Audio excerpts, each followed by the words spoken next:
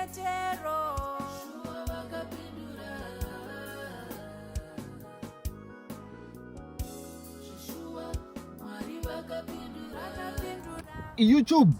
what's good YouTube? This is your boy Blaze Rasco. Welcome back to my YouTube channel. If it's already said, please like, comment, share, subscribe to my YouTube channel for more and more content. When you like, subscribe, share.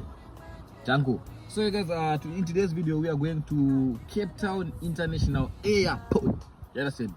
Cape Town International Airport. We're gonna go and pick up Kim and Tanaka, aka actually known as Babana Amai Munyonga, and my beautiful niece, the beautiful girl in the world, Kimaya. You understand?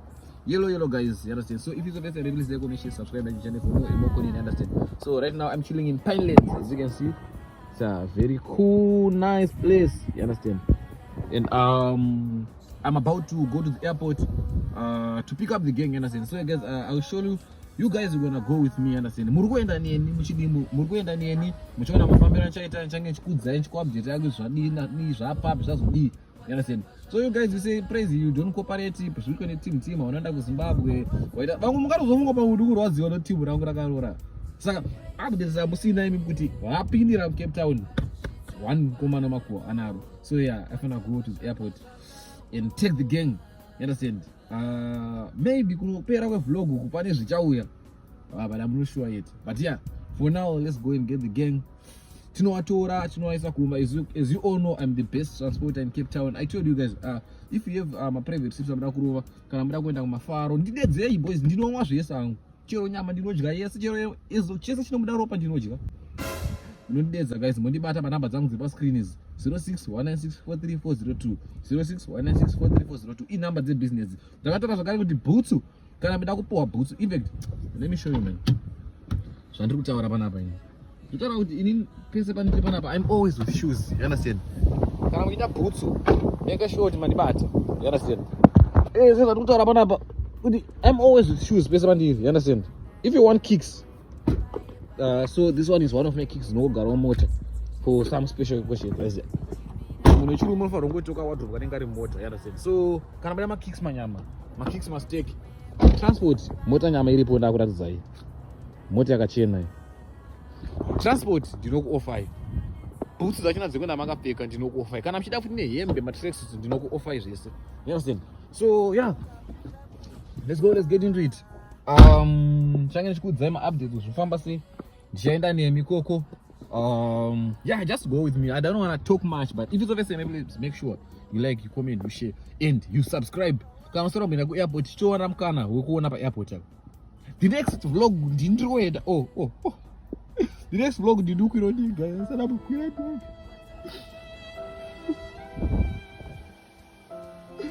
Sana bukwira. Please watch my ads. Man, please watch my ads, man. Rakwiro ndega man. I went on vacation, but yeah, new vacation loading. Can also not go on live and I get up by YouTube man 0 new vacation loading. Just know that, you understand. And I'll keep on giving you updates. Just remember my haters. Rambe mchindi design words and when one munaka kwanza kumandeza rovengo, the only person who monetize hatred into $US. So I guess let's get into it. Peace out.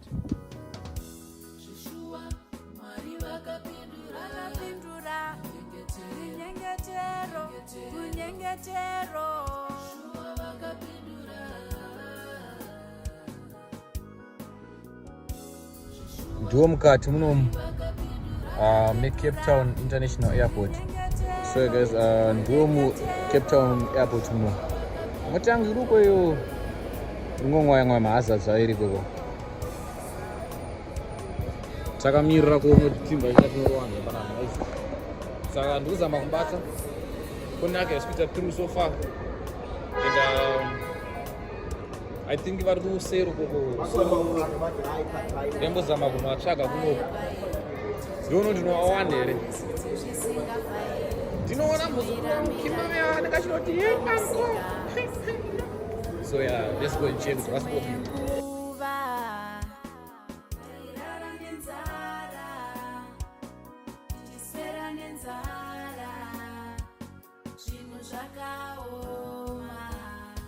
Saka tapinda mushitsa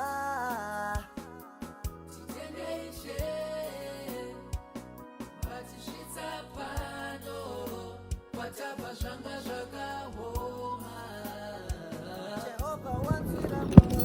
Mana pana ndatadza kuwaona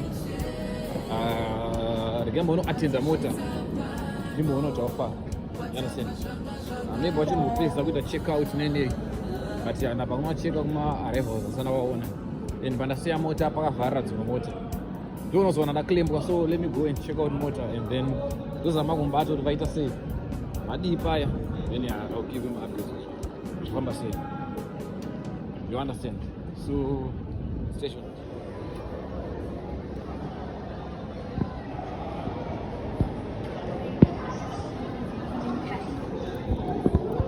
swegeza nambombata nkumana anga achitaura kugadzisa mabags avo and then you understand. So I'm going to fetch them right now ikoko kwavari and then toona kuti what's popping, what's happening, you understand. Vamwe vari kurasika kai first time yokwira ndege vamwe vari kurasika but let's go and check kuti zvifamba sei plus futi uye zvinopera sei, you understand. But I think that vaona panapa ruku kwa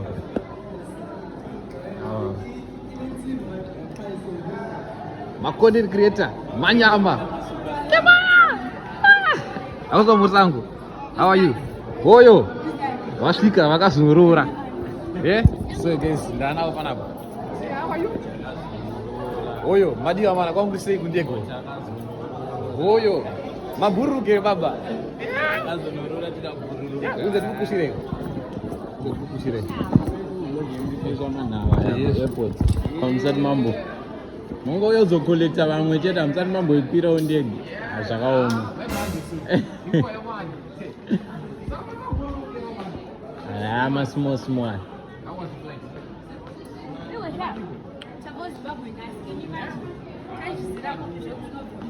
Apa kuno tikada kutobuda out izvezvi totowana mukana wekuenda out kwakachena akumbosvibe izvezvi. Aiwa ndingota ayo jet lag atine hedu, ukanzwa munhu anenge achiti ndine jet lag apa anenge achinyekwa. Chauziya sezvo vozogara chiyazotakura maclients tasvika pakanisa nikapere kantokozoretsa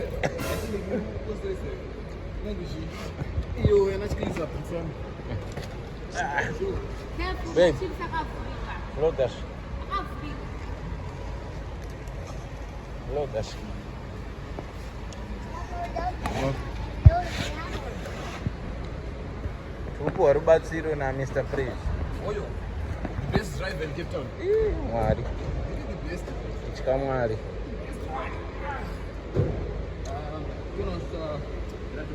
Robinda rotaza.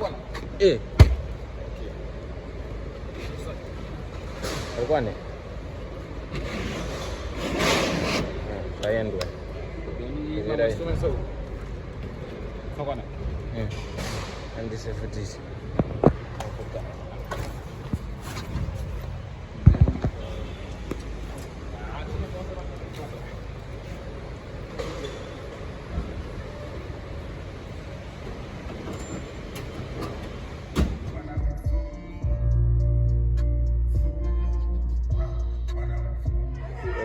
Tapadeni.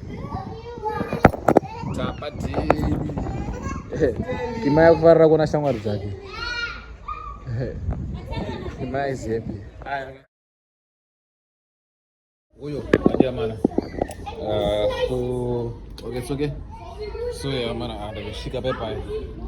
And ndashika padimba tanaka pepa. Ndamutendara takula down.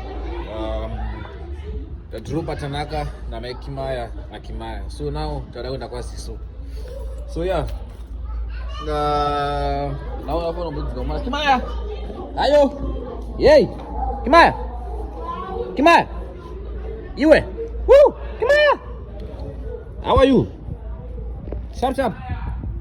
Nice. And then yeah. So ndamira tanaka tiende panapa. Tubaya kwa Siso nice. So yeah, peace out. Arukuroku. Nice. Tomorrow Siso nice. And then yeah, make sure you stay tuned. Peace out. So guys, we out here. This is my car right here. So guys, ndakuzai kana muda ku provide kwa ma services ekuya kuzotorwa kwa muri kokoko. Ma private trips nyana. Look special man. We pass airport baba wise. Ndoya kuzokutora pauri papo. Ndoya kuzopika passport. Woito special. Wise. Wobe maopane vanhu. Wo dada opane vanhu wise. Motama mune zvinoira. As you can see. Always smelling nice, madam. So be special, Baban. So Namira Tanaga to Radda. Yada same. So low. Let's go. Let's get it.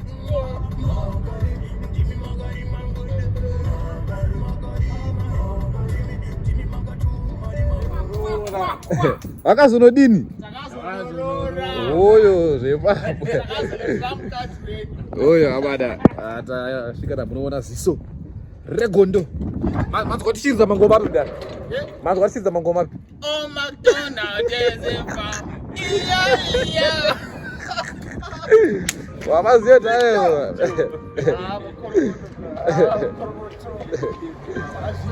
Zipapo. Chakazuno dini? Chakanotora, chakazorora. Oyo. Oyo, madingo ba. Oyo, rawa, save ngoma. Wita se. Anditika. Oyo, akakula down. Muri makatsi. I guess I'll catch you later. You understand? Oyo. But did you not scan it? Takakula down. Tukuru ama flying over. Nakomana. Ziso akachila pa dem. Ketimbo unozi kufamba sei panapa. Tapindira panapa. Mudakuudza vanhu kuti chinda. Mudakuudza vanhu kuti chinda. Putas. Oyo. Zvotengra mbinga yabva kunoroora yafunga zvotenga chikafu. Chiri munomu. Amana madi. Takubikisana Nyati family. Nyati family na vike leo na hati, you understand? So yeah. Nipa napa. Ni Maruru family. Oyo, amana. Tapigira panapa. Tungusanga ni Nyati family. Ni yellow guys. Na wamunyonga. Mnimchani ndara. Kimai, urufare. Kukurima. So yeah guys, Kimbono super say. Finally, Nyati family, the beauty. Bless. What is it? Say. Abana passe. Oh, thank you so much. Bem Nyati. What is it? Baby. What is it? Finally, Nyati family. I'm happy to see you. So yes, Nyati family.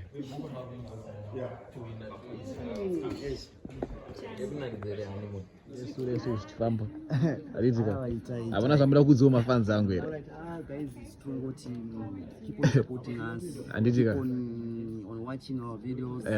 Yeah, zvukutoenda so. Zvichitofamba. Yeah, the more we create content, yes. Keep on watching us, keep on watching our videos, keep on supporting, keep on subscribing, keep on following. Yeah. Facebook, TikTok, Instagram.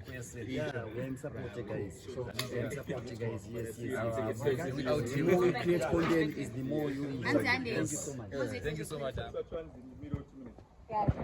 So guys, taomboenda ku waterfront with Nyati family, Kimin Tanaka, VK and stuff.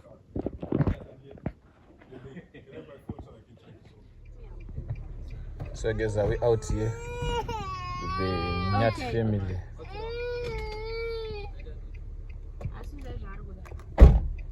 We out here with the Nyati family. Ha. Let's go.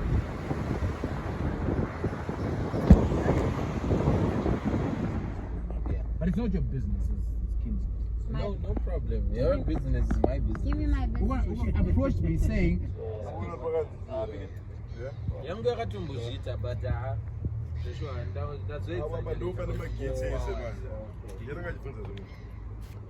Nobody make it. What about you, I'm sorry. So the cousins say, what am I for payment? Yeah, they don't want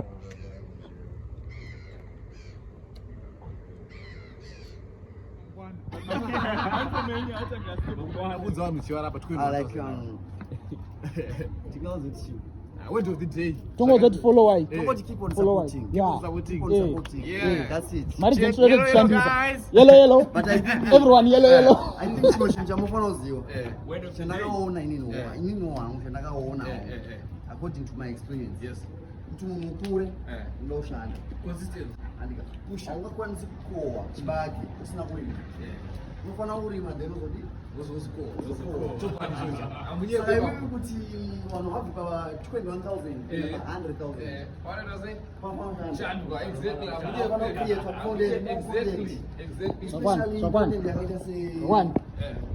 yakaita sematrends ndo andakaona sekuti anokuita following zvakanyanyisa because kune yako nyenge yakubatwa nenyika dzakasiyana siyana. That's it. Okay. But uchiita basa rako usakanganikwa kwakabva. Exactly. Kana uri muZimbabwe Sakangano ikoko. just entertain your Enkanzi ikoko ikolo ya follow you.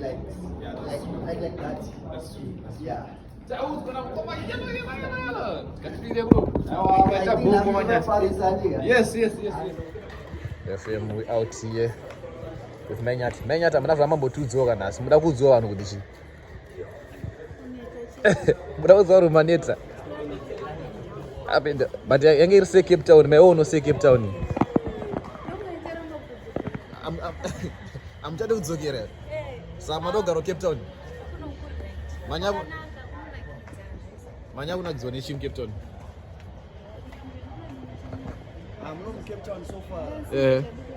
I like it. Tingati apana chatsaona. Zvese. Chatibata zvakaipa. Even vanhu vacho matibata zvakanaka. Exactly. Dzatibata zvakanaka. Exactly. Those are tiro in Cape Town. Muchadzokere. Tinodzoka iri kumba because ndoupfumi hwese. Exactly. Takasiya. Takona makativhurira shopu kamakurukoto neshopu yamakativhurira. Awa makagona. Ndiri kutomhanya zvekutofamba. Tona makastomers. Takuda benzi man. Takuda benzi. Anditika. Aiwa, makagona. Big time. Tomuka takadzingwa. Awa, pato pekutangira patopo. Okay.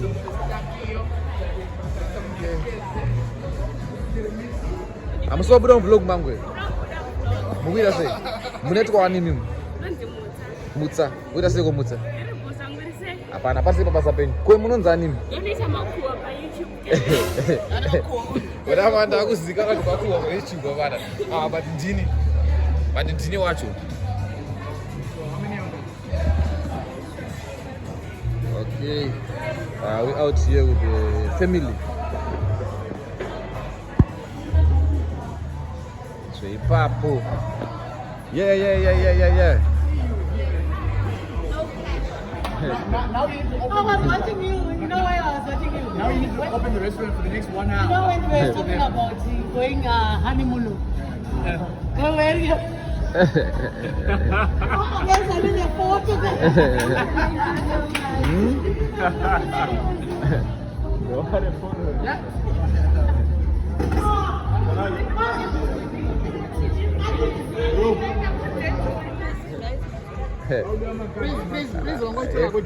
Anti mutorwa makadi. Vari kuziva zvavari kuita panapa.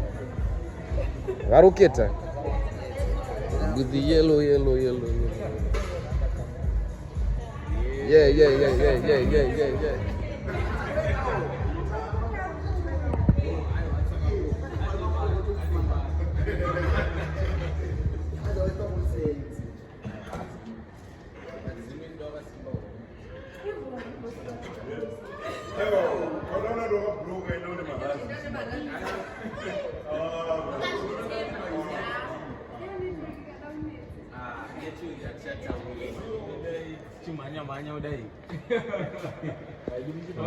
No, but So you guys, thank you for watching. Thank you for watching to the end. As you can see, now panapa making my nyati, baki my nyati. Tunaro the gang.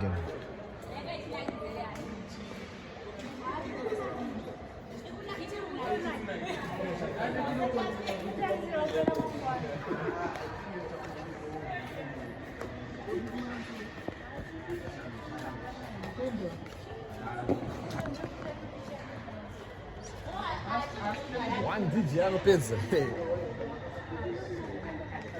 Zvepapo. Oyo. Zvepapo. Yeah. Ndizo. Vanhu vabatangwana. Vanobata jesi kufamba abo vabatangwana. Iro. Zvegondo second. Chimboti ayo amenya timboti so yellow kawanche.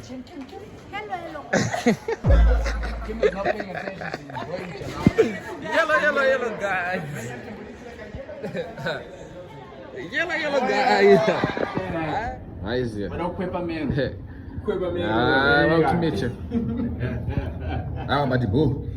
Mas Chikuru chasvika. Kakadi kachona kari mudingi muno. It's going my guy. Yeah. Wait of the day go on. Muna kuza wani shift aka. Wait of the days apana wait. Wait of the day apana wait. Yeah. No wait, bro. Yeah, no wait. Wait of the day. Do wait of the day. Wait of the day, no wait. Yes. We chilling.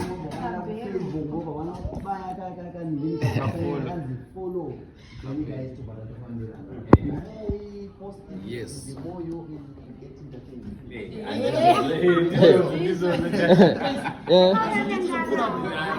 I'm talking about shooting. Check that tail getting.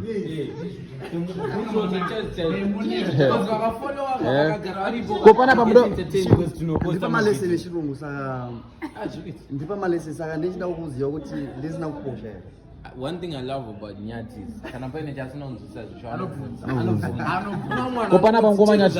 Ndau sia with the ship na word of the day. Mdo is down with the ship. Amuna jamuna chu.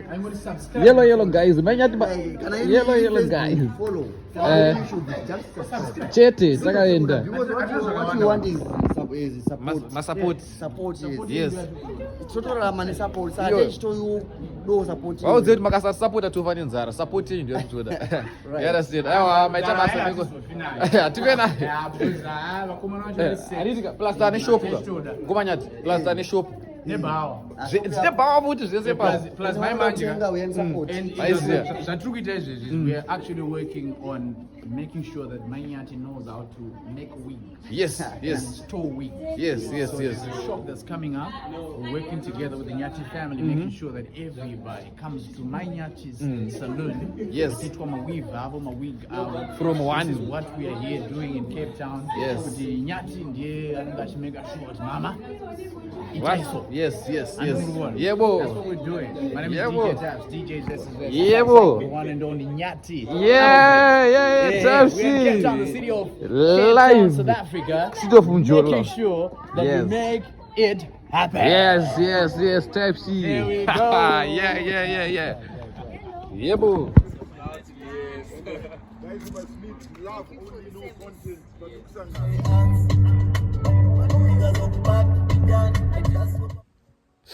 Good morning, guys. It's now in the next morning, and I'm so tired. I also come home around 2, and I have to go to work. And the hustle, man. So, guys, thank you for watching the video till the end. Please like, comment, share, subscribe my YouTube channel. If you want more of this, if you want content like this, just tell me down in the comment section. If you have enjoyed, tell me down in the comment section. I love you so much, guys. Yeah, to those who are supporting, please keep on supporting me. Kunewaru kuyostenga ma kicks, keep on coming. Kunewaru kuya ma trips, ma Uber trips, ma private trips, keep on coming, man. Yeah, Just number dzangu dziri pazasi idzi. It's for strictly business amana. Those want to blotika kana vantu kuignore. You can't just come and say hi.